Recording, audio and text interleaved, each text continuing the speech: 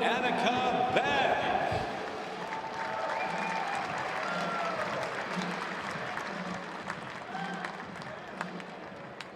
From Canada, Eugenie Bouchard.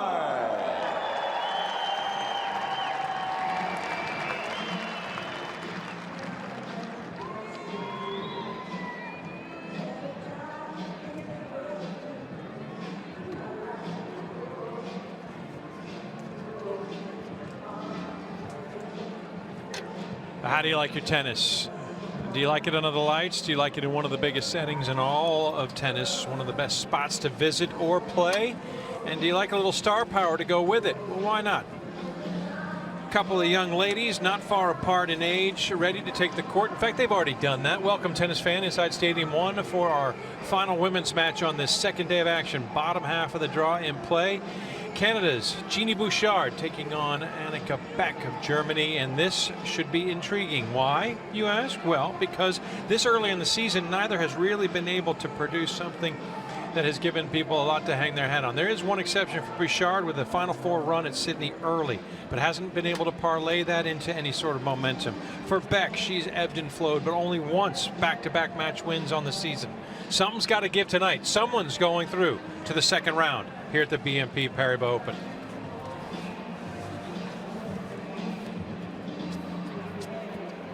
Hello.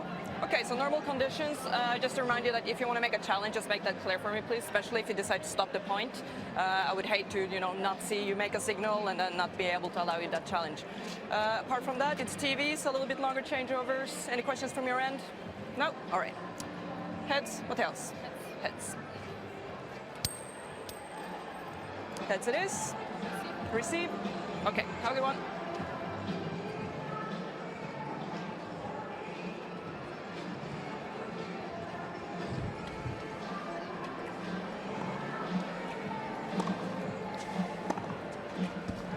Well, the nighttime is indeed the right time. A couple minutes past 7 p.m. at the BNP Paribas Open on a Thursday night in the Coachella Valley. Hello, tennis fan. Annika Beck, Eugenie Bouchard. Who do you like? Who are you picking?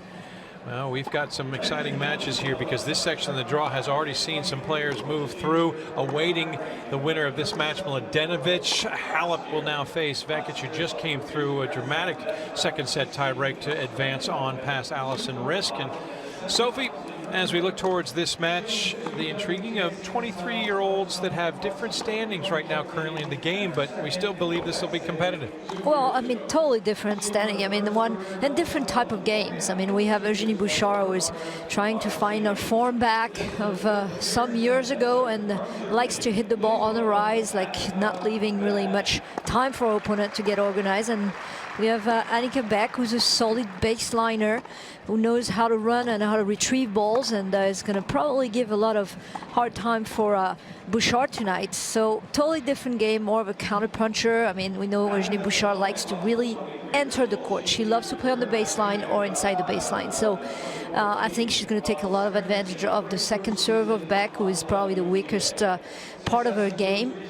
And I think I would hope to see Bouchard excel a little bit and play a full game, because there's a lot of up and downs, and even when she is she gets sometimes down on herself too, and sure. It's tough to see. Sure. For Annika Beck, 23 years of age, born in Germany, still makes her home there in the city of Bonn. She has not been able to parlay a lot of quality results in her fifth trip, although she did get to the third round 3 years ago. That was all well and good until she suffered the humiliating double bagel loss to Agnieszka Radwanska in that round. Bittersweet for her best result to show such a poor performance. Across the net, as mentioned, the pride of Canada, a former top 10 player, getting all the way up to number 5. But oh, how times have changed due to injury and a little bit between the ears, not allowing herself to stay as confident at the height of her game. We're talking about 9 days younger than her opponent, 23-year-old Eugenie Bouchard. There it is. Proof's in the pudding, right there on the screen. Love your graphics. 53 in the world currently. That's a far cry from that number 5 in the world previous. Yeah, it's probably hard for her to see the ranking, but she has to think almost like in the same mind of a Wozniacki. When Caroline Wozniacki walks on the court, all she says, and she will tell you again and again, she said, I feel like I am a top 10 player. And she has that mindset, and it's been working for Wozniacki, especially since last year, how well she played at the U.S. Open. And so hopefully, you know, this is all about confidence, and our results, you know, here are showing, you know, it's not been a great start of the year, as you mentioned, but a semi-final in Sydney, which was, you know, something to take on. We thought she was going to take that on to the Australian Open, but really didn't. It wasn't that great at the Aussies. Yeah, she lost in the semifinals to the eventual champion, Johanna Konta of Great Britain, who will be on the court tomorrow to start off our coverage against Watson. Heather Watson, if you will. But yeah, for Eugenie, after that semifinal start, she's just 2-2 since, losing her last 2 matches to Coco Vandeweghe and Alia Tomljanovic.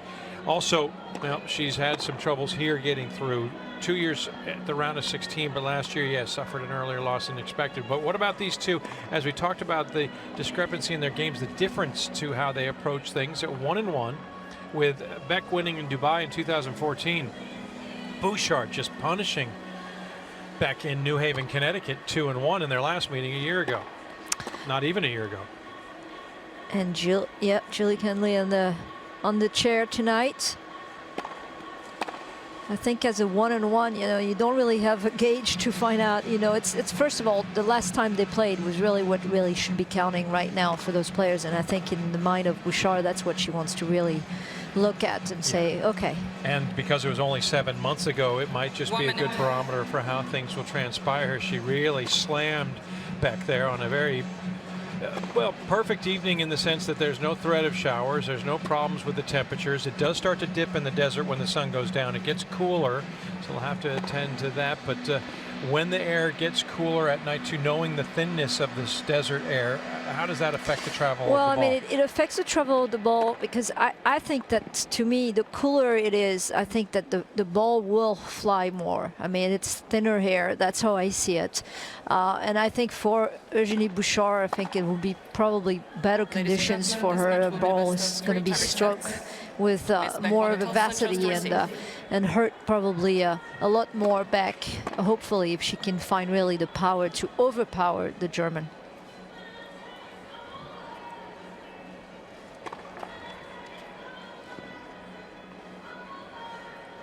Time. Jacob Salava coaching for Annika Beck, and we know now that Eugenie Bouchard is spending quality time in the coaching circles with Thomas Hogstead, hoping that can turn around her fortunes after this slide to 53 in the world, hoping to regain that top 10 form. There's Hogstead, aforementioned coach, spending a lot of time, of course, with Maria Sharapova, who had great success here in Indian Wells under his tutelage, as well as elsewhere, but now his focus on helping Eugenie. So they're set and ready, warmed up for the last match on day 2 inside Stadium 1 for the women. Annika Beck, Eugenie Bouchard facing off for a 3rd time as each looks to move through and find their way to the 2nd round here.